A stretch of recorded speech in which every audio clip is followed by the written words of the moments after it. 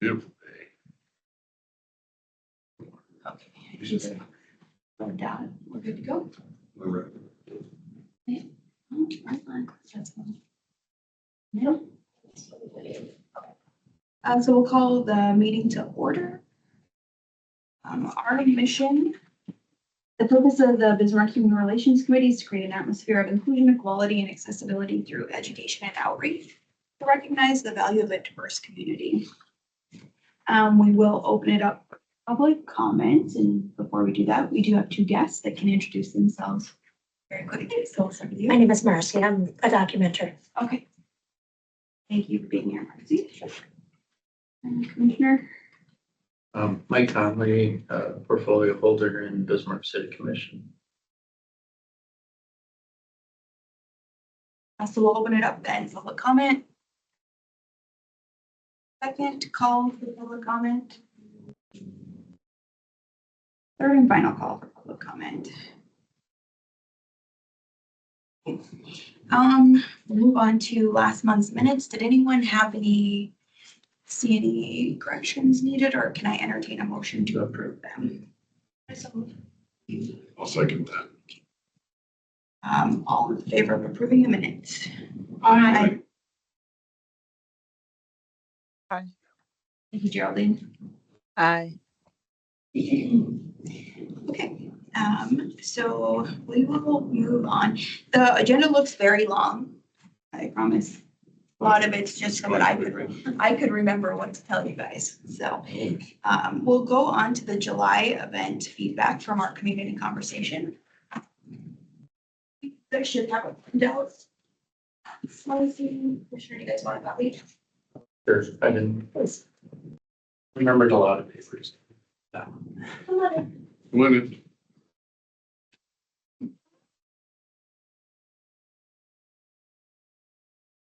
So see, Should anything.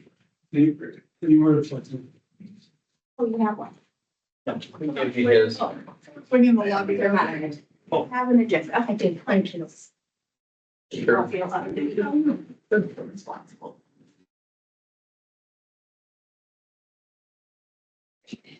Sassy's on.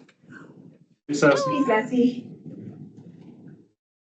So we're gonna take just a quick step back. We do have two more guests. You guys want to introduce yourself really quick? Hi, I'm Ashley with Sacred Pipe.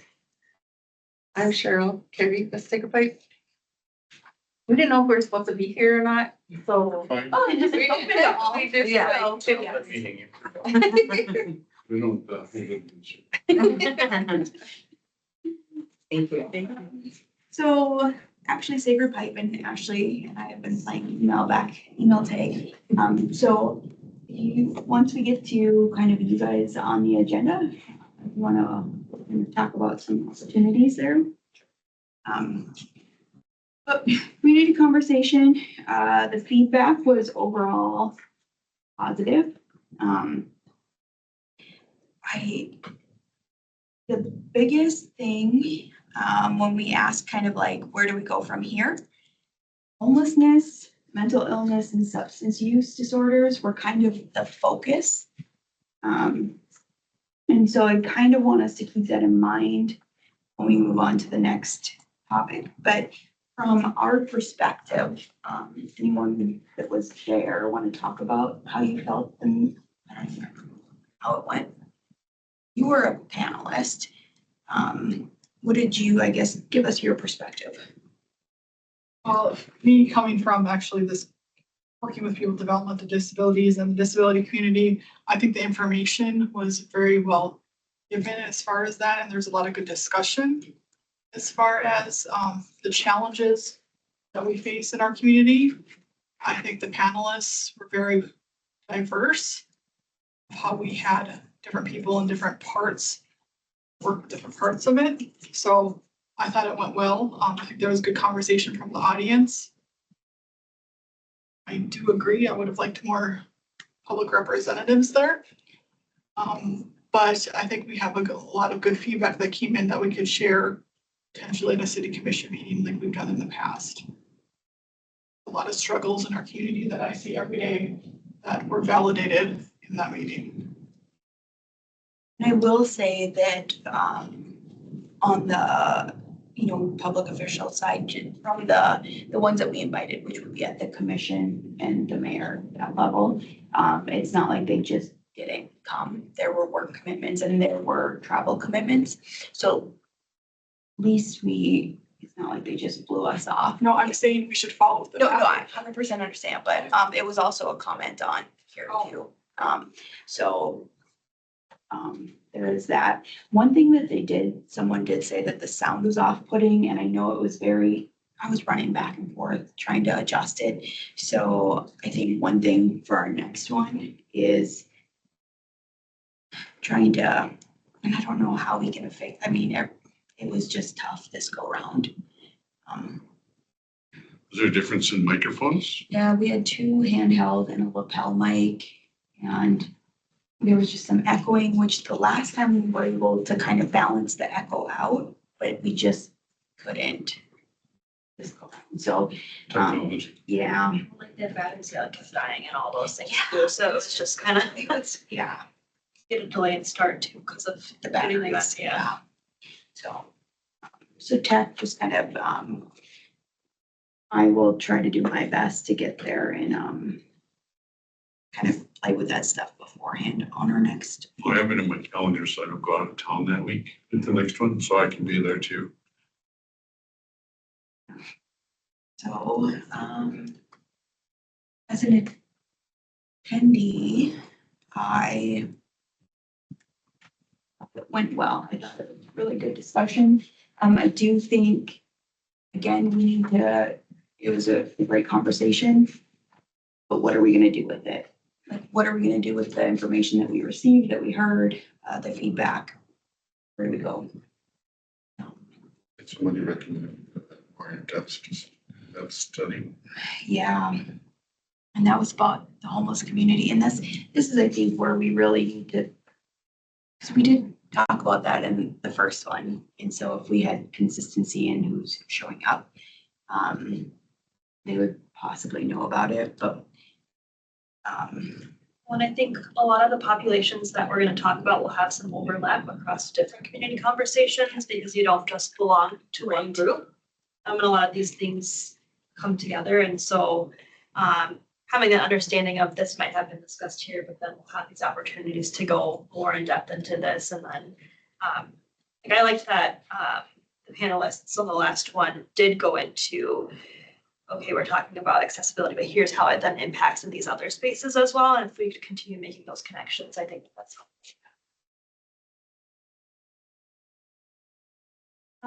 Sassy, oh, I'm sorry. For the people that were there and stuff, when we're talking homelessness, did the difference, were you there, Carl? Rents are increasing rapidly. Yes. Manufactured home parks, Carl's knows that I've been an advocate for them. 2017, Colonial, as an example, was $230 a month in their rent. As of September 1st, they're at $750. And investment companies are shipping those profits out of state, and we're wreaking the havoc as a community. So if you want any more, so this meeting doesn't get away, if you want background information, I've talked to Sacred Pipe before about it and stuff, so. And that is actually another, kind of hot topic. What is housing, affordable housing, for a potential community conversation, opportunity. I do know that there was just the fair housing event. It feels like it was just, but I don't know how many months ago. So those are some things the people of our community want to talk about. To improve trends. Yeah, And a lot of these things align with like our community health needs assessment too as major concerns within our community. So it's not just people saying it, it's like we have, well, that data comes from people too. But we have like sizable data to suggest that these are big concerns in our community that I think would be helpful to. One side like just so I can mention it here. So you're aware, like HUD just came out and Native American groups, they kind of get the same gratis, so to speak, as veterans do when they apply for jobs. under that HUD program to buy manufactured home parks. Here's the challenge. When Haven Park came in 2017, they paid more than 9 million above market value. Federal government will not give you a grant above what's market value. So they're actually outpricing the grants. And that's why nobody's getting this, the timing and what they would need to overcome.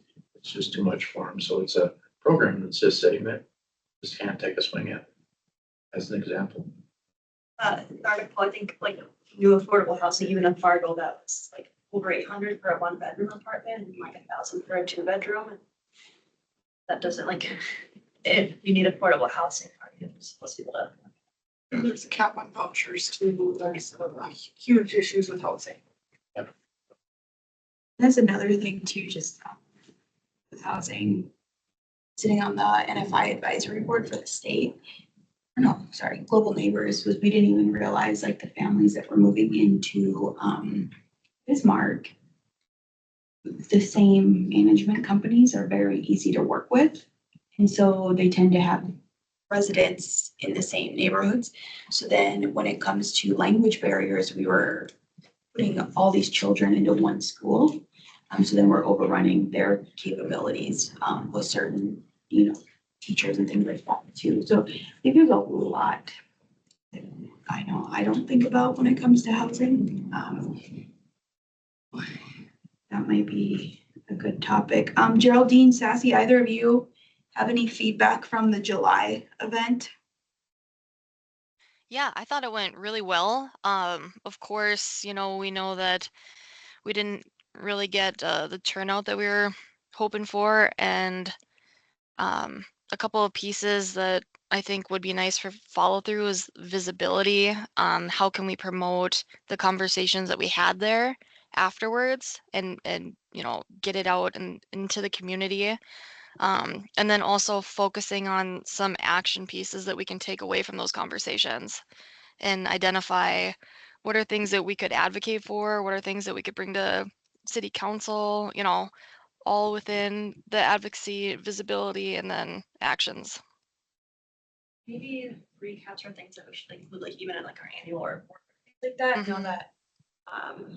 Or if it makes sense, even at a commission meeting after each conversation, since we're doing them on a quarterly basis, do we just bring it then or both? Or I don't know if you have any input.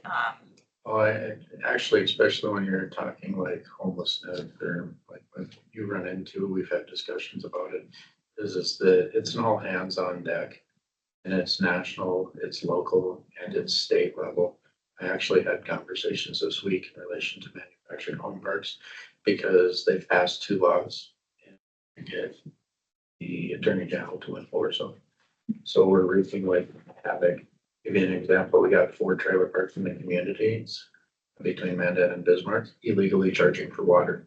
They're evicting people by charging for that water, and that's increasing our homeless population. There's some shenanigans that they do along with it. So it's how do we increase the pressure so we can have more direct effect on the very people that are hurting. And I can let you know on those conversations. Again, don't want to fucking dump on you here, but there's all, Carl knows there's a lot. There it is, yes. So then kind of taking all of this from July, moving into, I think as a overall committee, if we could come up with what we want to be the focus of our November one, then this gives the subcommittee quite a bit of time to. We learned just mental health and addiction issues. Well, Hello. oh, sorry, Geraldine, keep me in line. Thank you. Okay. I think since we are on accessibility, let's just keep going down that we do housing and other stuff.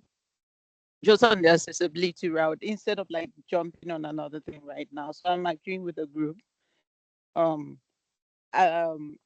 I feel like if we keep it was quite clear what people. Oh, good evening, everyone. Sorry, I didn't greet. Felt like I'd already said hi to everyone. But it felt like people wanted to keep talking about different needs. So if we can identify exactly what came up during that meeting, which housing was a big one, then we can keep like addressing those needs. And as Sassy said, I also agree with the fact that we find like we find a way to report these findings instead of just having them or doing something about them. If it's just if it's like creating a document at the end of the year that we submit or something. So it's not just like we are waiting for when we are called at the end of the year to do to do our regular reporting, but something that somebody can reference to and know like this is what we did as a board. Yeah, just another way of us reporting and making sure we are holding leaders to account. Like this is the work we did, and this is the report we gave you. So what did you do with it? I just wanted to add that to it. That's it. But I feel like the event went really well, and everything that was highlighted was really important. I think somehow, and Geraldine, it's been brought up numerous times, we need to communicate this. Doug was there, but he was there from the city, but to the city staff, and then also to the city commissioners, because we are a city board that we're doing this to see what we can do to assist with these issues in our community. And for us to just have this meeting and do nothing with it, it's not going to be helpful. It's just getting out there what people's frustrations are. To communicate to the city to see if they can do anything in regards to these consistent issues. So how do you think would be best to do? Well, I think for sure we need to share it with the commission somehow and with the city departments. Actually, the commission knows about the homeless concern and things, and it's that, oh, go I'm ahead. talking about accessibility. I'm talking about our last meeting before we go forward, what we're gonna do with the data we got from our last event, which was on accessibility, not homelessness. Okay. My misunderstanding, I even- apologize. Yeah, going to the one before it with the feedback that we got, that one, which kind of led us to this conversation. So is it as simple as I would probably not put a score or contact for the, I mean, but the insight that people provided, like doing this with all three of them at the end of the year, and just instead of presenting 3 times, saying between our 3 community conversations we had this year, this is the feedback we heard. As well as where the community was. the people that talked about too. Do we take notes during those tweets and No, saying those? probably Maybe we need to start doing that with No. I think, I really think there should be some form of transcript. That was what I was thinking about the last time when the conversation was Or happening. transcription. It was like, why are we not transcribing like this information so we have like a copy somewhere for people to reference to, or why is it not even like taped? Why is it on? Why are we not like putting it on tape or something, like videotaping it or something? So there's reference somewhere. I feel like it's just go. And the worst thing is, we keep doing this, and then we get to a place where the community is frustrated that we keep calling them to come in and talk about stuff, and we do nothing about. So for us to keep pushing this, I feel like we need to at least, it shouldn't just be a conversation again. It should be a step.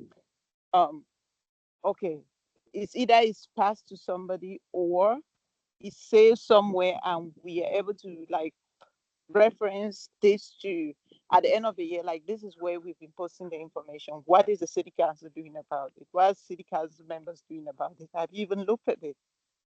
Just something to hold leaders responsible and show the public we are not just like bringing them into to talk.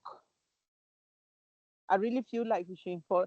And one of the things that kept coming to my head was, do we have like a tab on our website, on our on the drop down menu on the human relations committee site where we could store information, like transcripts from the meeting? What can we do, like those immediate immediate steps where we could hold like people responsible. Did you look at this information that came out of this meeting?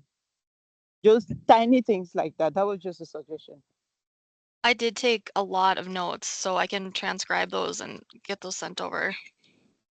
I did ask Dakota Media Access to come take, he never responded. I think that he has addressed that he'd be willing to. I think, the February one, I mean, didn't work. I think with Justin just in his schedule there, this one, because he had mentioned it afterward too.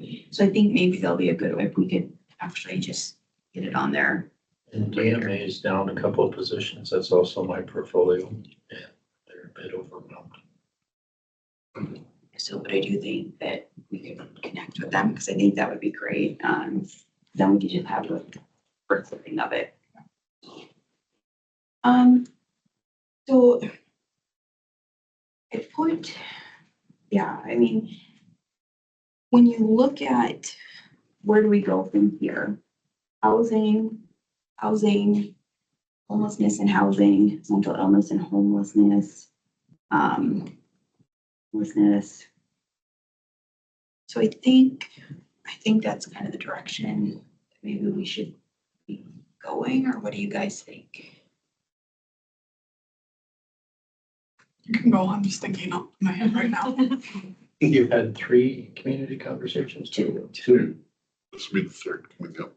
My concern with that though is, because These are very, well, sorry for interrupting. sorry, I think out loud sometimes too, but if we go back to our first panel, are we going to be? No, we would probably be okay. We wouldn't be duplicating.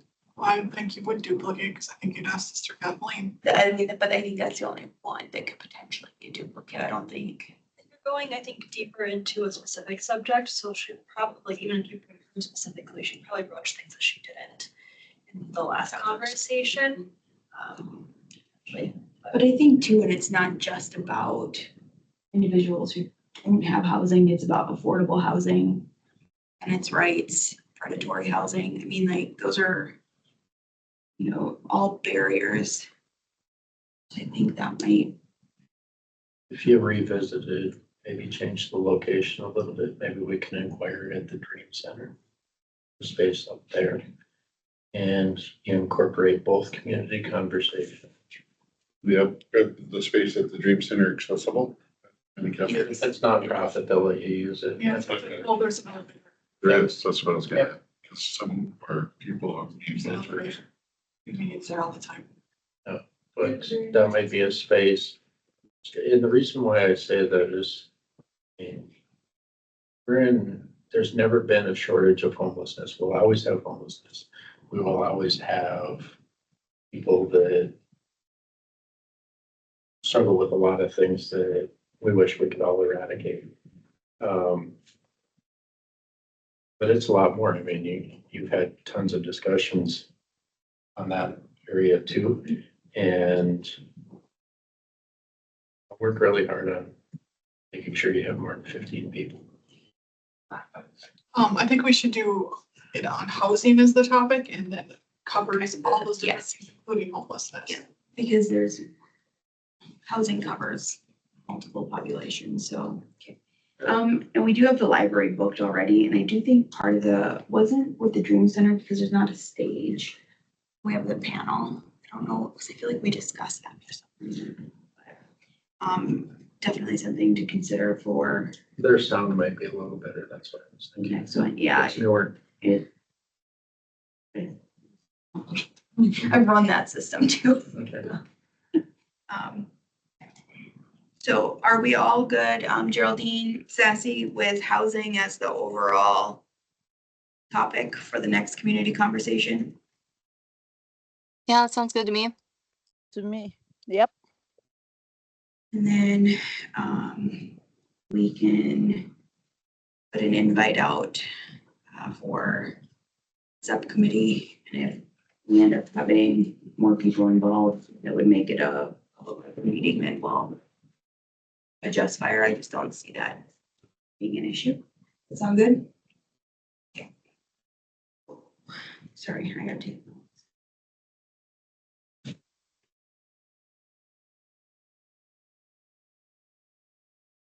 You're gonna put out I'll send it. a request. Yep. Subcommittee, and Whitney will help you. Yes. Whitney will send the email out to Yeah. everyone. Okay, What are you looking for the subcommittee? Usually. more than 2? More than 2, less than 5? Usually it's 3. It's usually 3, is what we get. And 3 or so, 4, hopefully. and even with something like that, if I set it so it's a time that I know I can make it, and say we get 5 people where it would put us in a corner situation, then I can just, Only reason I wouldn't be able to be there is if I have to make a sudden trip to DC to see a bill get signed into law. That would be, so I'll take care of that and I'll get it to Whitney. as of right now, I'm planning to. Anything else, guys, on community conversation, past, present, future? One more, and you can take the lead on it too. Your number 8 for transit. This number, not number 8, it's the score. Oh, okay. Yeah. But yeah, Okay. and then talking about transit, we started submitting petitions with signatures for that transit to, we have Sun City sales tax measure on the November ballot. So The signatures are due on Monday, yeah, they're due on Monday. So and we're a bit short. Yeah. we are still collecting rapidly. The Most of our transit, committee is disabled in some way, so that has been a limiting factor. But we've had some significant help, and thanks to those individuals, we've come a long way. bleed of transit was 1.5 million. As Doug asked me a question earlier, no department in the city, and they're not a department, gets a $1 million plug. So how do we create the conversation to cover the spread so we can grow it from a service into an asset? And if this passes, 2/10 of that is designated to transit. We'll generate enough to cover the 1.2 million bleed that they have. And we can grow it from that service into an asset. And the results of that tax will go to safety services, emergency services. If you wanted an action plan to come out of the meeting that I wasn't able to attend because I was in Dickinson, I have ballots, and anybody, if you're a citizen of Bismarck and can vote within the city limits, you can make copies of it, and you can go collect signatures and then get a notary and just turn them in here at the city office. Thank you. Really. So Yeah. You said they were due when? Next Monday. Yeah. Monday is the I am fully prepared out to of ask. consideration, but Yeah, a week from today. yeah, I'm fully prepared to go to the city commission and ask them to put it on the ballot. If we're short 100 signatures, we'll see what they say. We asked them the last time. They said no. For a special. Yeah, for a special. Because it is very important to a lot of our community. So, he turned in roughly a little over 1,400 signatures, but not all of them will be will valid. be valid. Yeah. Yeah, there's always something to 180 doubt. today. So So we're close. we're very close, but Who knows? I had 3 people. I'm from Bismarck.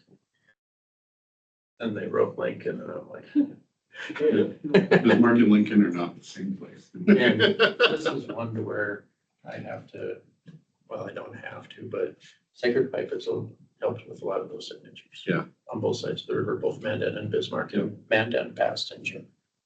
Yeah, and then it's, So they went from 300 grand a year available for public transportation. It'll be double, about 600 grand a year. which is significant for them. Very significant. So if you wanted an action step that might not have been part of it, but that helps with this conversation.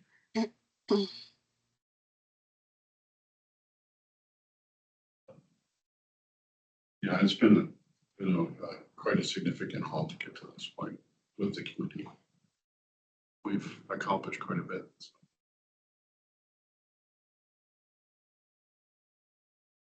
Thank you guys for that. We'll move on to potential partnerships and collaborations. I'm going to move Sacred Pipe up just because they're here and they may not want to sit through. You are more than welcome to sit through our entire meeting, but we're not going to force you. So all I have for my notes is that I am hoping to have a meeting with Ashley at some point about potential collaborations. And now that you're here, you guys want to maybe, if you have anything coming up that we could potentially partner with or things that our committee should be aware of that's going on? Or if you'd still like to set a private meeting, we can do that too. Don't be bashful. We won't hold it against you. So yeah, we had planned to reach out to you because, as Commissioner Colley said, it's an all hands on deck sort of thing right now. So we've been, working with our, housing council, and Ashley is our director of advocacy, and here's issues on housing daily. And so we have been trying to elevate the topic and bring it up, it's more than homelessness. So the conversation has always been, homelessness, and then invariably you get it's mental health issues and blah, blah, blah, and addiction, blah, blah, blah. But more and more, we're seeing this is not the case. This is just regular, everyday people that are struggling to keep housing in a predatory market. And so, we've been wanting to, we did have a meeting with the mayor's office. We have several solutions and suggestions that have come up in our conversations with our housing council. And we believe that they're doable, common sense types of solutions. But it will require more of an outcry and more of a voice from people in the community, to get our city leaders to pay attention and to take some action. And so, not sure if that's the type of partnership you want. Cause it's uphill stuff. But yeah, those are some of the things that we've been, talking about. And I think, for example, one of the issues is always, well, there's a problem with housing. Well, prove it. So then they send you down the river to do a study that ultimately just sits on a shelf somewhere and nothing gets done anyway. So how do we move it from that to saying we know there's a problem, people are saying that's a problem, we don't need to study it, we need to do something about it. And one of those is someplace to register complaints, because right now there's no such repository. If someone has a complaint, I guess the repository is Bismarck People's Bismarck Helping Hands, that's kind of, you can go there and you can see a whole. Does anybody from the city go look at that? They were aware of it, we talked to them about it. There's so much stuff. There is, yeah. Yeah, you have to sift through things, Yeah. but I mean, like, by and large, it's housing Yeah. issues. Yeah, I mean, and the only place to report some of these things is like discrimination, and not all housing issues are discriminatory. And if they are, they're very well hidden, and so it's hard to prove. Yeah. And so there's nowhere for individuals in our community to seek some sort of protection against these practices. And it's always, we've been part of these conversations, and it's like, well, let's teach people to be good tenants, but there's no teaching landlords and holding landlords accountable to be good landlords in our community to reduce the, cycle of homelessness and people going in and out of apartments in our community. Yes. Or it's sorry. No, go ahead. It's a spot by spot cases. We had a Fargo company come here, ask for a Renaissance designation because they bought all of the Arbor apartments. And thankfully at the time, I wasn't part of the Renaissance at that time, but they turned them down because they were gonna put a higher end commercial in there and higher end apartments, but they would have displaced 174 families. What do you do with that in the community? But like we were at the one organization meeting where one gal got out, and as of tomorrow, I'm homeless because they're gonna tear out my building, turn it into something else, and we got nowhere to go Because so I've actually talked to, say, legislators, is that we have some programs to where if you take parking out and come up with a new idea, then you have to replace the parking somewhere else. We look at that from a housing basis. If you're removing 5 apartments, where did the other 5 apartments come from within that same medium cost? The same individual, this is the second time this has happened to her. She finally got out of living in her camper and moved into that, it was a hotel, one that they tore down. Quality Inn. Huh? Yeah, yeah. So they finally kind of stabilized themselves and got in there, and then they tore that down. So then she finally found another place, and then they tore that down. So like, it's just this, she can't find, find and maintain suitable housing. Rundown buildings are a target for investors right now, and it's creating a. Some of this is coming to light right now regarding the housing thing. Valley Rental is being investigated on their poor practices, and the insurance commissioner is involved, so there is some involvement. But I really think I've heard horror stories, not just from that rental company, but other ones. I think this is something that's an easier fix to have a complete process. It's something, And thanks to the news for taking that on, Yeah. you know, otherwise. it Valley would- Rental. The one being investigated, that's just. one. yeah, they're not the only one. That's one that's, yes. And there's actually been a page now started out Mhm. of that, and I so thought people that have rented or, people are trying Yeah. so hard to get some protection and, you know, our leaders. It'd be great to get on board with Yeah, that. the manufactured home community has really come together on the issues that are being faced there. The residents that are the most lucky are those in Skyway Park because Linky's is refusing to sell that property, no amount of money. And they haven't turned over management to another company. They're running it themselves. They have double wide trailers, double car garages, large yards, and they're the cheapest rent in the city. really, They just went up to 505. Yeah. Because of valuation expectations. Yeah.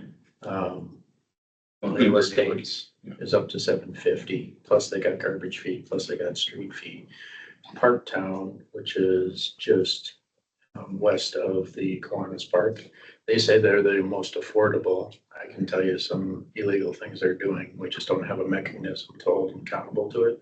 They say they're the most affordable. They're at 590 after fees. They're over 700 a month. And that doesn't include the cost of the house you're putting. Even like myself, from when I moved here to like 3 years later, there was like a 34% increase in rent in my apartment. I eventually was like, even if I got a significant raise at work, just like off the principle of it, like, that's just insane. It's an apartment, I don't live in a house, and my rent was more than most people I know's mortgage. Even the mortgage market is pricing people out. And a lot of people that are either homeless or on the verge of being homeless don't have the credit score to be able to get some of these apartments. And that's, I guess, so it's not just the barriers to housing, it's also how do we hold people accountable? Right? I think when we say barriers to housing, I think is, you're reinforcing this idea that there's some sort of market forces there at work, which is to me, the biggest misnomer that's out there. This has nothing to do with market. This has to do with predatory practices. We're gonna charge you this so we. Yeah, they can charge you whatever. And so one of the other solutions that we have been talking about, or one of the other issues that we've been talking about, is this excessive fees for everything. So a lot of landlords are starting to charge fees for every little thing. And it's gonna be an opening your window fee here pretty soon. But there's no mechanism for reporting that or for documenting which companies are, really doing these egregious fees. So there's a lot of conversation that's going on in the community that is being heard, but it's not being heard by city leaders and people who live in homes, you know, they don't. Being heard, it's just a lack of resources to address it legally and getting enough consensus to address it.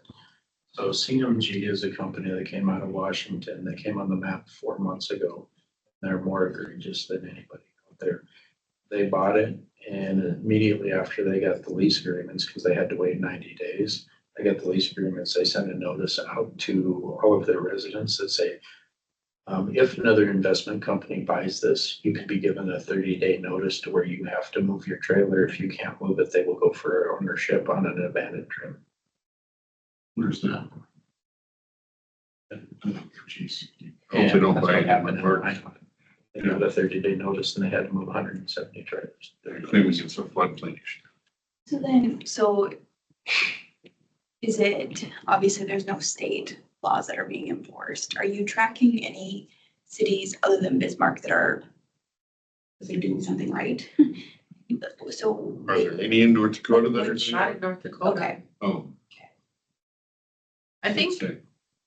I think part of the problem, and I'm Nope. getting philosophical here, Keep but your mind. I think part of the problem is that North Dakota, the way that North Dakota was settled, colonized, was because of the largesse of big corporations, the fur trading companies, the railroads. And so a lot of people in North Dakota really, you know, the sacred cow in North Dakota is business. You're a businessman, boy, you just know everything. But it's so extreme that they are afraid. I think, sorry, I don't, city commission don't, you may not agree with me, but I A think lot of talks. city commission, they're afraid to stop business from predatory practices. They're afraid to say, businesses, you're hurting the citizens of Bismarck and of North Dakota through these practices that you're doing. You need to stop. They don't want to make that. And the only thing that's going to change that is if enough citizens and citizen groups speak up and say, this is a problem. You have to deal with it. This isn't a mental health problem. This isn't an addiction problem. This is a problem with companies coming in and doing whatever they want because they are allowed to do whatever they want. So there are larger cities that have dealt with issues like this, occupancy. So if a certain apartment building is not at an occupancy level, they are required by law to open that up for affordable housing or for homeless people. So that provides an incentive for people to make sure their occupancy is high. Putting a cap on fees. We've talked about, you know, it would not be hard to put a cap on fees. It's something very simple. So just today, like running a background check, and these background checks can be $150 per adult. And there's nowhere where a tenant is protected saying this company is running your background check. This is how much of the cost that's accrued. And this is what we got back. So HUD places are required to do that, but what private landlords or management companies are not. And oftentimes, just specifically today, some of that stuff is inaccurate and you're never told, and I mean, we have heard too of, you know, we're charging you $100, but then this management company's gone on Indy courts for free. But there's no way to hold anybody accountable for that, you know, and so then it's background check after background check. And it's just simple stuff like you should get a receipt. And that's to pay for a credit score check too. Which doesn't reflect your ability to be a tenant. And that's where some of that discriminatory stuff is hidden in credit checks, because credit checks don't reflect your ability to be a tenant. They're charging the $35 even if you're not selected. And then they don't give that back. So, you know, one issue that we got was like, we were told our credit was poor, but then they were never given anything back from the credit check. When they checked their own credit, their credit was within this 600 to whatever it needed to be. So there's no accountability at all. And they can just continue to do that. But at the city commission level, Doug can attest to this, we've said no to the resale of water because they can't prove that they're not going to charge higher than what they are. And if they house their own water treatment plant. So they have not been allowed, but PennDOT has not enforced it and they're evicting people. They're supposed to be being charged $550 a day by the state. But he enforces it. So it continues. There's a mandate almost affects the Bismarck population too. Because all the services are. Yeah. So I guess that's why we're saying like it's gonna take heavy lifting in terms of like having as many organizations as possible say the same things and have the same message and giving that same message because we're, you know, like us as a native serving organization, Native people have always been the miner's canary, right? That's the common saying that if it happens to us first, it's gonna happen to everybody else eventually. And that's what we're seeing in Bismarck. We were the ones that were saying this like years ago, that there's some housing issues here, and now they're starting to escalate and it's starting to impact everybody. And so, instead of like, keeping, you know, going on the same route that we go with like, oh, there's a study that needs to be done. Take our word for it, that these are some issues that are going on that we're hearing quite often and for quite a long time now. That the fees, the credit checks, the lack of accountability for any of that stuff. The fact that there's nobody keeping information or there's no repository of information at the city at all. The only place that a citizen can go is to the what do you call it? No, if it's uninhabitable. This, yeah.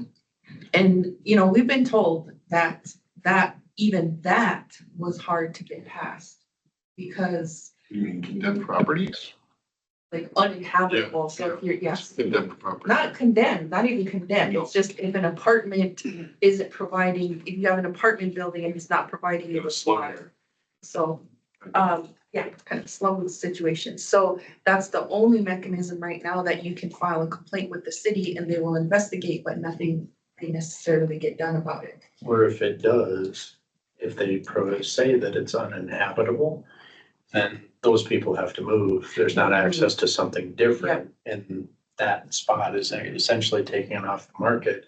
And that was the four walls that were actually protecting those people from the elements, even though it was subpar. Yeah, that just happened actually with the floods with an individual that we have receiving services.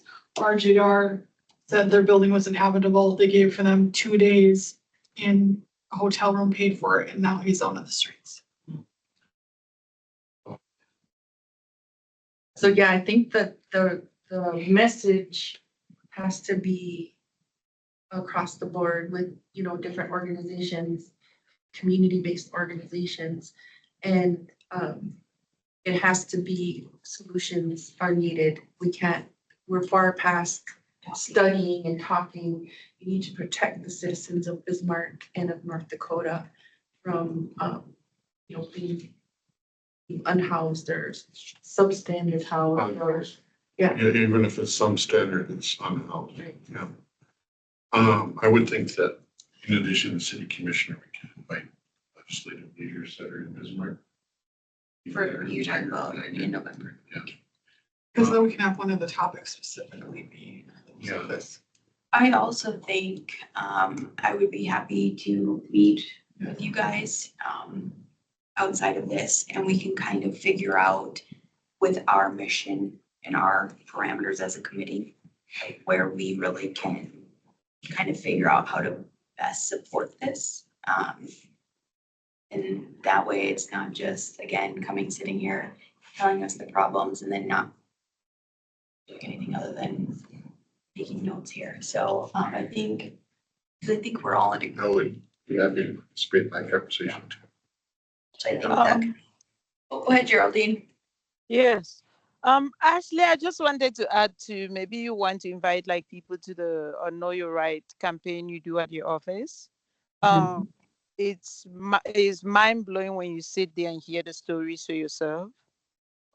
So like maybe an extension to the committee so they can attend those meetings and just listen to like community stories. It's open to everyone. You don't have to. It's not like she's inviting like um, uh, us directly, but the meetings are posted on their site, on their Facebook account, so you can see like the dates. She has a meeting, she has like upcoming meeting, and the community people were just regular people facing housing or facing one struggle or other, sitting there and talking about their issues. You listen to those meetings, the way you're going to address this will completely be different because you're listening to people who are actually going through stuff. So just an invite for us to like look out on their page and see those meetings and not necessarily attend them like board members, but just community members who really like want so when we come into the next meeting, we are more informed and we can make decisions. When we are making decisions, we can make decisions from a place of, I know, I've heard and I've seen, because right now it's just um, conversations about housing is everywhere. So people speak from, um, I work with housing, so I've done like housing from different levels. I've interviewed people, I've gone to different apartments, interviewed them, hear their stories, and the way you approach issues when you actually like have dived on the ground or you've lived the situation is a little bit different than just thinking about this. So yeah, I wanted to put that on the table. Do you have your next Thank one? you. Do you have Yeah, your next one? Thank you, Geraldine. It's actually tomorrow night. There you go, turn it At down. 5:30 at the Sacred Pipe Building, 925 Basin Avenue. Do you have the whole building now? We have Just where you can, and then we have a spot on the other side, yeah, we have two of the bigger offices. but in the same, Dallas. same. Yeah, building. I've been trying to rent a spot in there. One was open for a little bit. Yeah, the but smaller I didn't office. get it in time. So Oh, This might be Let us know. helpful for anybody talking at the state level. State legislatures can only carry 6 bills, and they're picking featuring a lot. There was over 1,000 introduced last legislative cycle, only 800 went to the floor. A lot didn't get out, and they're overwhelmed with information. So as people go forward, and I've talked to people, and I'll share some of those conversations outside of this, but we need to be very intentional, because if they don't get them to carry all the way through, we're waiting 2 years. Yeah. And we lose a lot of time. We do have conversations with a legislator who was already directing legislative council to look at some bills that barely were defeated last year that had to do with housing, some of these issues. So they're ready to bring them forward again. Well, good.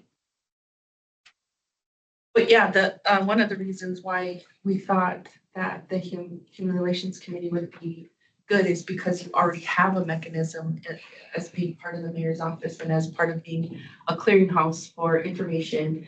And so maybe a natural next step is to, develop a housing complaint where people can come and say, here's my issue, astronomical rent increases, a fee, to start keeping data and start keeping information that your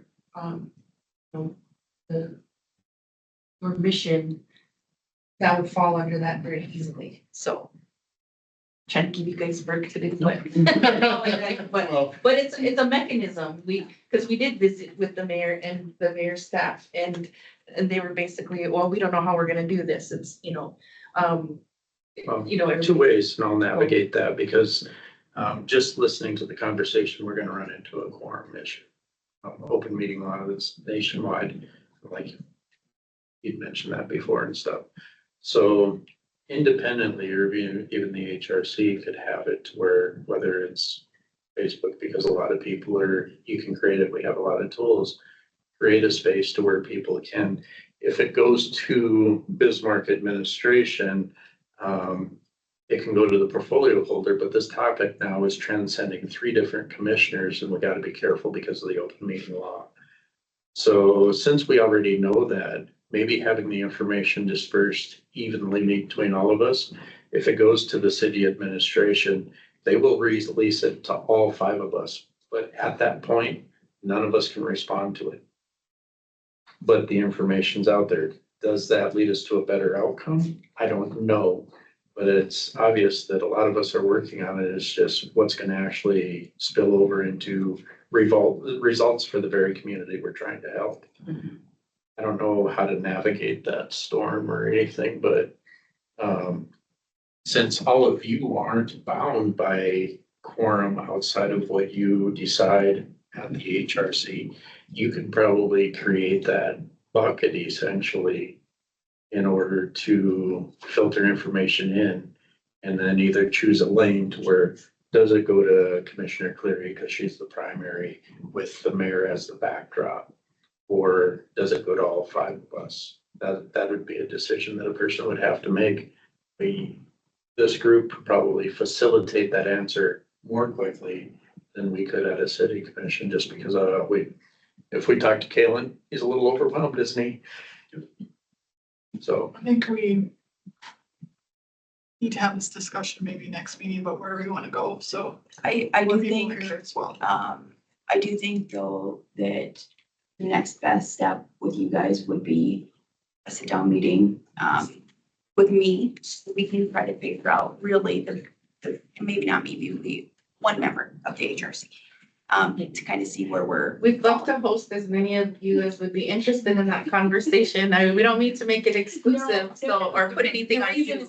It's a quorum exclusive issue. is because of, if we have quorum, then it's public record. Yeah. So Oh, I sure. think if we can really sit down and figure out where it aligns with what we are actually capable of doing. And then we can bring it to the committee, and whether it's an entire committee conversation, we start another subcommittee. Like Commissioner Conley said, like, are we going to be the facilitators? What's the best route? So if we meet offline, we can kind of figure out realistically, like, let's set something, and then bring it to the committee. I really think that's a good idea. Yeah, unlike some statewide agencies, we believe in transparency more than most. And in order for that to happen, we have to be very mindful of real. So, we're not gonna host a bunch of meetings and then hide behind that, this isn't a formal thing, because we want to be intentional about the work that we're trying to do. But on the same hand, if we don't have something in mind to do, we're just doing nothing but having meetings for the sake of having meetings. I'm sorry, I interrupted somebody. Yes, it's me again. So this is my suggestion. We can move this to the next meeting. Everybody goes home and think of like where we fit into the conversation. We've heard the facts.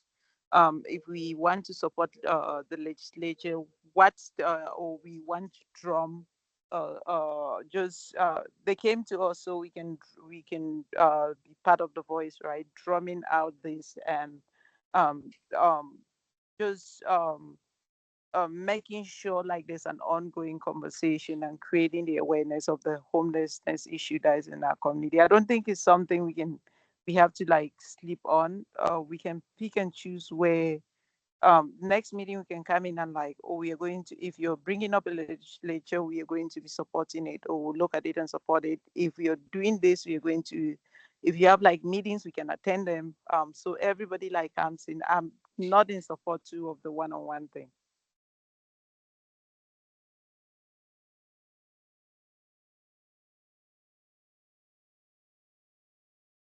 You don't think one of us should meet with them, Geraldine?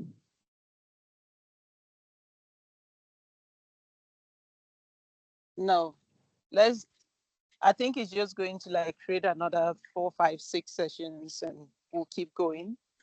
She already laid what she needed us to know about homelessness. I really don't know why we're going to have like 7 sessions to deliberate on what steps to do about it. It's for us to speak about it, or we tell her no, we can't. That's how. Yeah. And I understand that. I guess like for me, my reasoning for wanting to individually meet with them would be, they gave us a lot of information tonight. We are confined within the committee to what we can and cannot do. And so sitting down, we as a committee may not be able to be the voice for every single thing that was listed. but where can we really focus our energy? And so I guess that's why I would want maybe, and I don't disagree, everyone can kind of think about it and come back. But I personally don't mind a single meeting with myself and my time in the meantime, so we can kind of try to balance out what's realistic with what you guys are asking instead of us just assuming we 100% understand. And just because I have Native Americans in my family doesn't mean I understand Native Americans. So, and it's the same with any population. Yeah. And I'll just further give you an example. Sacred Pipe invited me to be part of the meeting that they had with the mayor and Commissioner Cleary, but because that's quorum in their primary, so I had to opt out of that. Well, even though I'm working on different aspects of that, like Doug had said in a previous meeting where I met with a couple of the members, I'm the only one that really has to worry about the quorum as well as the other city commissioners. So that's what we're navigating. So, I have your email. Yeah. I will 100% be in touch. Geraldine, I do agree though that everyone should kind of come back. And especially like you, Geraldine, this is not an issue that I'm well versed in any capacity. So me coming back with ideas might not be the most effective thing. Whereas Carl's, we're very well versed. You have clients. Geraldine is kind of a subject matter expert. So I think it's a good fit. We just need to figure out how. So I will email you tomorrow. Sounds good. So, but yeah. Thank you guys so Yeah, much thank you. for having us. Thank you Yes. for coming to the community conversations. Yeah. I look forward to more conversation. Thanks, meeting too. Yes, thank you guys so much. Thank you. Good night. You too. We're not kicking you out. You can, so. We have lives outside of our. Okay, so, Sacred Pipe kind of fell under the potential partnerships, collaborations. This list looks long. I just really kind of leads into the next topic, but I just wanted to let you guys know that there are language learning opportunities in the city of Bismarck. There's a French club. There is English language classes. I think they're on hold right now, but those are opportunities. So if you guys are tracking any other language learning opportunities, please let the committee know. English language classes, is that just ALC or anything other things too? ALC, yeah. I was hoping there's something else. No, it's the ALC ones. So, and then going on to the North Dakota Asian American Arts and Cultural Initiative. I've been in contact with Krista, who I don't know what her title is off the top of my head with them. She reached out to see if there's potential collaboration there. Opportunities, I know they do a lot of great events throughout the year. So that might be something that we see as a request to come in to help support one of their events. I just wanted to throw this out there. AFSP, the American Foundation for Suicide Prevention, seeing all of this about mental health and substance use disorders, American Foundation for Suicide Prevention, they offer free trainings, 90 minutes. Typically, there's a talk saves lives. It's all suicide prevention. So if you or the communities you serve want a quick, free, phenomenal research-backed training, that resource is out there. They offer them in Spanish as well. And I know, Geraldine, we've had conversations about mental health and cultural competency. So just, I think we want to keep that in mind too. But that's a free opportunity. If you know anyone in your communities that need it, You access that or reach out to them. just hit me up. Yeah, reach out to me and I can connect you with Sam. You can go to the afsp.org website and reach directly out. They also have specific trainings like It's Real, which is targeted more for like high schooler age. They're very specific. They won't go speak to like fifth graders, right? But so that it's targeted more for high schoolers or targeted more for college students and some of the specific mental health issues that they face. So I just wanted to throw that out there. And then I don't know why I separated these, but the NFI, the New American Foreign Born Immigrant Advisory Board, one thing that I think that they do really well is they're a 13-member advisory board. And if one organization is doing something, they're sharing it with the advisory board and it's coming out. So we're seeing what everybody's doing. And that kind of led me to the idea that do we think, and I'm asking, because I'm willing to do this if we think it would benefit us. When we come to our meeting, like if I try to compile a calendar for the following, I would like to eventually get to be like 2 to 3 months ahead versus just the next month. But like Sacred Pipe has that meeting tomorrow night. Would it be beneficial to have a calendar that we can just print out for everyone? Like awareness. Like awareness thing of what's happening in our respective communities. We go further than that and share it with the community, not just us. I would talk to Kaylin about that, but yes. Like if we would Does put it the city together. of Bismarck- Then can Keelan share it on the City of Bismarck's page? I'm sure on the event to be Bismarck. And yeah, that would be, I can ping him an email about that too. But yeah, just, events happening, you know, whether it's Sacred Pipe or ACL or Global Neighbors. Does the city of Yeah. Bismarck have a calendar? Like a community calendar? I think that there's a lot of different, like, I know you can find them on certain radio websites. I don't know about the City of Bismarck. You can find them on the Tribune. But if we could target it to be ones like things that would fall under our mission so that our community, because I would love to go support things that your guys' organizations are doing if I know about them. Kaylin, on the HRC page, is there potential opportunity to have some sort of like events listed for the month or some sort of calendar? Is that something outside of what we would do? We could create a calendar widget specific to that page. It would look and function a lot like what's on the homepage presently, where it would be, you know, kind of a visual calendar. And then it's just a matter of populating that with whatever events you want to populate it with. Fairly straightforward. Just the matter of putting in the time to get the events on there. Well, we would have to receive the events in admin well in advance, so we make sure to get it on there. And Kaylin, I wasn't trying to add to your plate. I was literally gonna just print out a paper copy to hand out to our committee members, but maybe that level would be something, because Kaylin, I know you're a one-man show for a lot of things going on, but even if the community calendar at the website was like January of next year type frame, so that we're not throwing something on them. And then that would also kind of allow us to test out if people are willing to email someone the information that needs to be put up too. And then our community conversations can be on there. Like now the website, actually it was on the website today, and how they have it printed out as far as events is very easy to read. It's very aesthetically pleasing. I like how it is.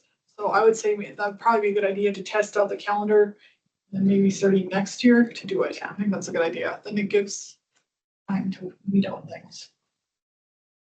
I can facilitate some of that because like Sacred Pipe or even Native Ink or some of the others, I actually filter on my page and they're now independently posting to my page to some degree. I will say within those organizations, there's a lot that get put out and there's a lot of cancellations. So the person has to be flexible. And that's kind of where I was thinking more so just for us initially, so that we know, but also if we know that events, if we can look and say, Sanford has something going on in December that would potentially align with what our mission is. Not only does it help us know individually that we could support it, it's something that HRC could support with a booth. Also, if it's something that would require a sponsorship, then it would also give us an idea. Because I was thinking next year, it'd be great to be able to look at a calendar and say, okay, we know we're spending money here, here, here, and here. Where are we sitting at? So I think there's a lot of benefits to being able to see beyond 30, 60, 90 days. It would be great to kind of know our staple events so that we can not have the same 2 people volunteering at everything, 1. 2, we can see where our budget's going to be. And 3, it just allows us to better community members too and support things that we do. But thoughts on that calendar?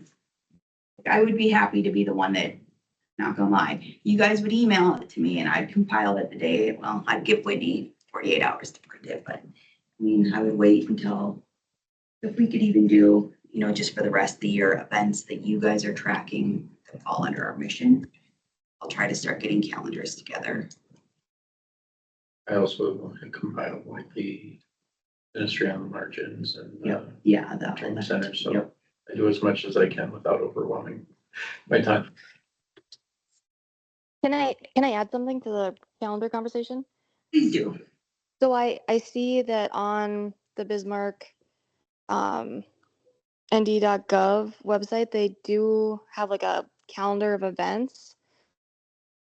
Could help to promote those that go right on the Bismarck calendar already. I think that's part of supporting our mission to be inclusive of the things that are happening and not have a separate, oh, these are the multicultural things that are going on. Here's a separate calendar for that. It would be embedded into, this is the city of Bismarck. This is our diversity. We're making sure that we're prioritizing having these events on our Bismarck calendar as well. But I really like the idea of, you know, having that, planning that for next year, and then having the opportunity for all of us to have a list of events that we can just have access to, you know, because there's a lot of things that all of us are involved in that other ones, you know, might not have the opportunity to learn about or haven't been exposed to. And Just, if I could offer one thing too, just from a logistical standpoint, if we have the HRC calendar on their page, we can also pipe that information into that homepage calendar pretty easily. Just checking a box basically would also pipe it into that homepage. So Kayla, my question would be though, so, and I'm not on the website, so on the City of Bismarck website, the calendar you guys are talking about, are those city-specific events or just events happening in the city? Because my concern is, my thought process is we're sharing what nonprofits, state agencies, city agencies, everyone's doing. Can the City of Bismarck actually promote those without essentially possibly showing favoritism in people's, like, that's my concern. that's was mine as well, as I was thinking through it, looking at our calendar, it's just City of Bismarck Yeah. focused thing. So that's something we'll need to talk about in admin and we can get back to you at the next Like, meeting. I would understand if it was an HRC Yep. supported event, but I think there's some issues potentially with that. Yep. so. Limit to 2 community members that might have access to easier route. And if they're willing to work with it, I'll get back to you. Thank you. But yeah, so Doug, if you'll just kind of let us know what the future looks like, I will start just getting a list of things going on through the end of the year, that fall under us. Because I said this meeting wasn't gonna take super long, even though the thing was long, one thing that we would like you guys to think about is how do we get youth involvement back into, you know, they used to do the cooking, the culinary classes at the schools, just some things like that, so that we're kind of going along all age ranges here in organizations that we're supporting, but we can come back to that unless anything jumps out right away. You say HRC did culinary classes or that's just an example? It's a partnership with Legacy. Legacy. And it was over 3 years ago because I've been a committee for 3 years and it was before that. So someone that was on the committee, I believe initiated, she has a background in certain culinary things and they partnered with a class at Legacy. They had someone come in, teach them how to cook different ethnic foods, cultural foods, and then they had an event where they can invite people and tickets were bought and things like that.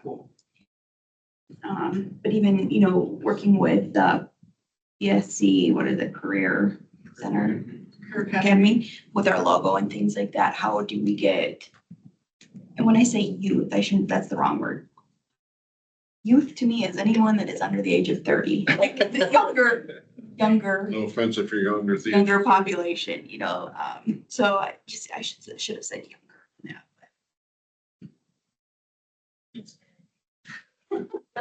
But, yes, that was what I had there. We're old, call it. Yeah, right. And then I asked Winnie to put our mission on here. And again, that just ties into everything we just kind of talked about. Think of our mission when you're kind of going through things. Look for opportunities for us to be, I hate to say out there more because I don't want the to conversation. commit, part of the conversation. I don't want to commit us to a bunch of more things, but we only know what we know. So the more we know, the better. Anything, or can I keep rolling? Keep rolling. Okay, podcast update. Sardiana and I are going to be panelists, or I was gonna write down what are we panelists for? Some storytelling. Association of Business Communicators. About storytelling specifically podcasts next week. So we'll be, is it next week already?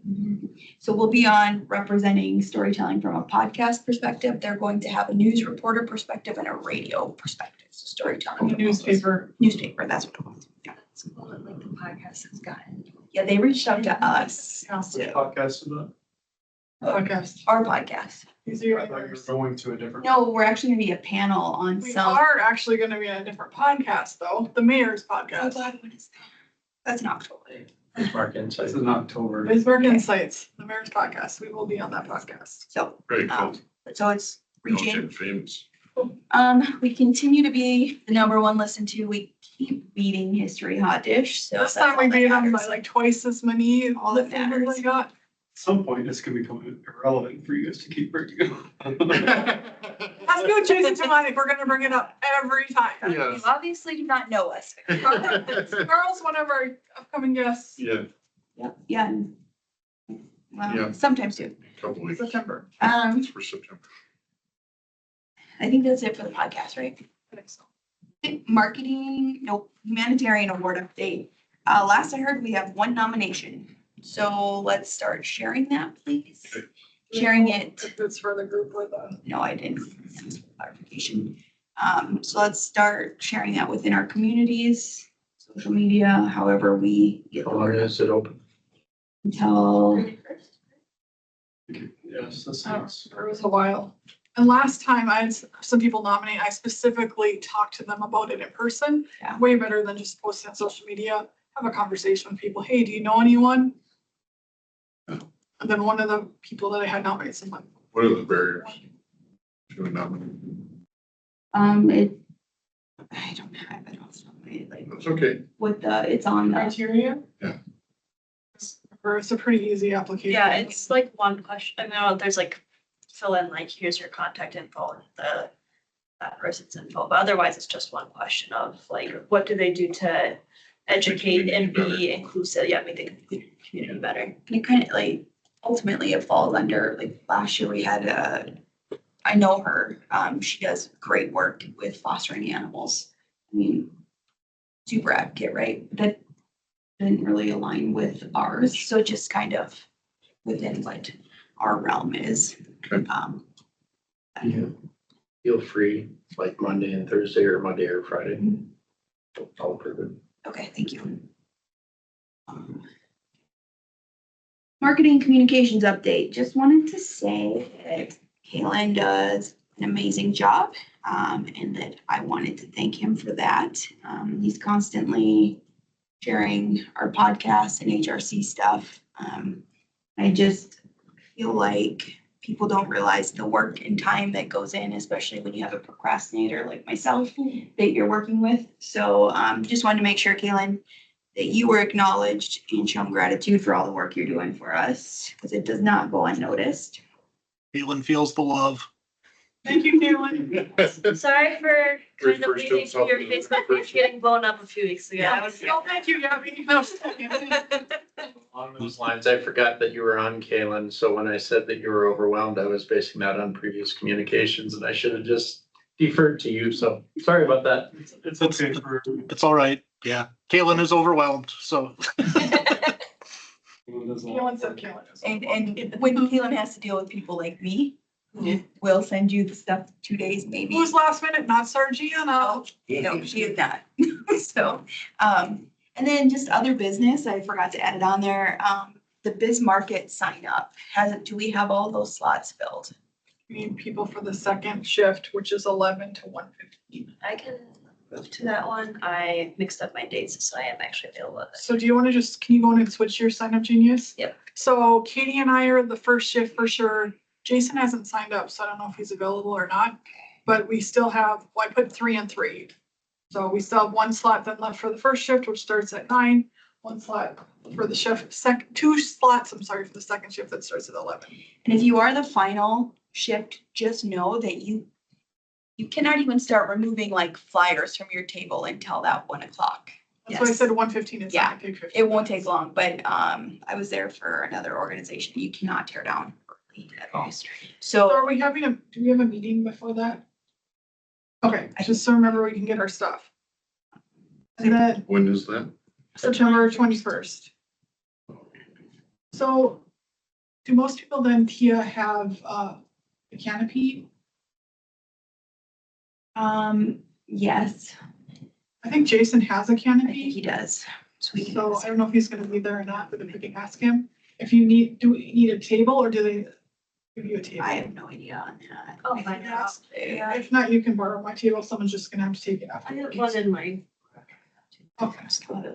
And then on that note, just so we're on track and Whitney organized everything for us in here Oh, so that we can just, when we have events, come in, fill our little thing, and go. We still have tons of small stickers, shorter pens.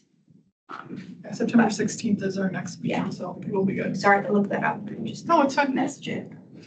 I'll be in DC for the next meeting, but I will try to connect. Yeah, and I won't be able to make this market.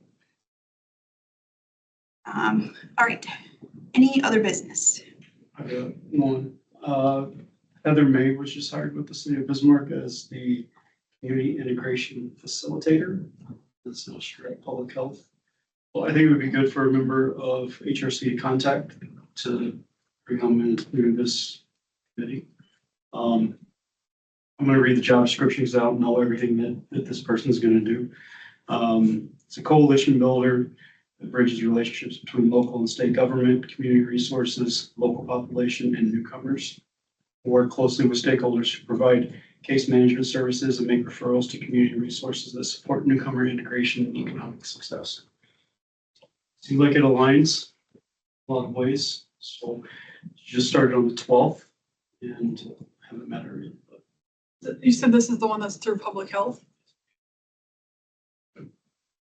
Are you able, we can certainly invite for the next meeting if you would like us to do that. no, even if you just sent me her contact, I'd be happy to reach out, yeah. We'll have to be careful not to overwhelm her too, because I have a feeling she's gonna get involved or invited to be a part of a lot of different things. Because I know like there's a Chukis work group that already is maybe looking at having her at least be a part of it. I think ideally they're like, that might be something that could even fall within that, just because we know that there's a lot of people from Micronesia coming to Bismarck Mandan who we're having a hard time kind of getting, like reaching.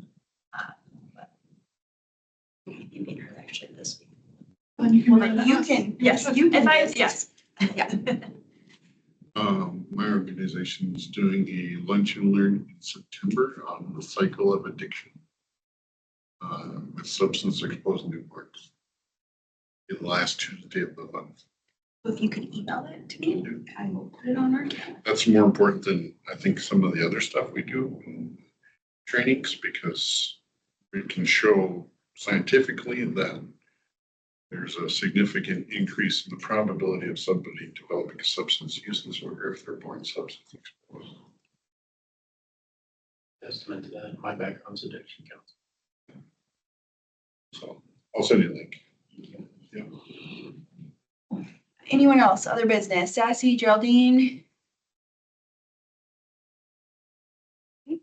Yeah, we have the ND or the Dakota TESOL conference coming up in November. And I was wondering if we'd like to have a booth there.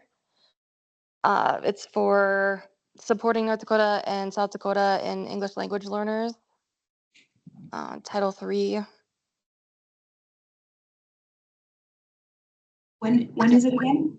I have to look at the specific dates, but it's in November and I can get that flyer out. And does the booth cost anything? If it's, let me check because I should be able to get us there for free. What was that event? It's the Dakota ahead. TESOL. It's a training for North Dakota and South Dakota teachers who work with English language learners. Can you spell that? TESOL. I wouldn't tell you how I I was gonna put the letter T and then soul, SOUL. See, I heard cell, so I put T-cell. Sorry, it's teaching English to speakers of other languages. That makes sense, thank Okay, you. that makes sense. Just kind of even unrelated to this committee status, you get me that information? Excuse Yep. me. I've got people that I can share it with too, that might have booths. So, okay, Sargiana. Okay, and I know I brought this up numerous times. I'm gonna bring it up again regarding attendance. So what is the process in place? Potentially probably for Doug. I know that Tia has reached out to Catrice, who was on this committee 1-to-1 meeting, hasn't been since. I know she's reached out to her. I don't think there's been a response. What is I need to going find that out for forward for you now? Okay, because for the next. Yeah, we need to make sure we have appropriate representation. It's different. Have you been The able Easiest route would be if we're wanting to direct me, I can bring it up as an item. The commission can make the choice to remove. well, we could, before that, though, have you been able to talk? Okay, could you try one more time in between Yes. and then no response, then I think that would be the appropriate. If we could just get her to resign, if she can't make it. can't serve, I would like to resign, then it would probably just be formal documentation and then. And that way it won't be a big public thing in front of Everybody everybody. just accept. easiest, I just wish that that's And that's- would happen if she can't be a part of it. And maybe I've been very, hope to see you there, give me a call back, I have some question type thing, and so maybe I just strictly state that on my next voicemail. I would be direct. Yeah, if you can't, if you don't have time to serve, there's no shame in that. Yeah. But you need to formally resign your seat. And there's been a precedent set with that. Mark Armstrong was not showing up to county commission meetings, and at the time, it was Chair Jones. And she called him out, and because he got caught, he was supposed to be in a designated room when he did call in. He was at a wedding rehearsal in the pews, and she just says, you're either in person or you're not, you're at that point. And then, one of the zone board meetings, one person met too much and they said, if they can't show up, they're just not on here. So those are all recorded too. And so, yeah, give them an opportunity to where if they can't do it, then it's a step away. But because even this is an open meeting process, being transparent with the citizen, we have no choice, because if anybody else is gonna volunteer in the future, they need to know there's a responsibility tied to it. And I think that's why the concern is there, is that there are people who are really interested and qualified to come forward, and so if you have people who can't commit to it, we would like to see those applications coming in for opportunities for others. Okay. Any other business? Good to adjourn, and I know now we don't need a vote, so we're adjourning. Hopefully, I was gonna We say. are adjourning at 18:44. Thank Oh, you. military time. I know, I never, Medical time too. Thing, there was a time when I didn't know what that meant. Cadet Kelly. Yeah, right. Thank you, everybody. Recording.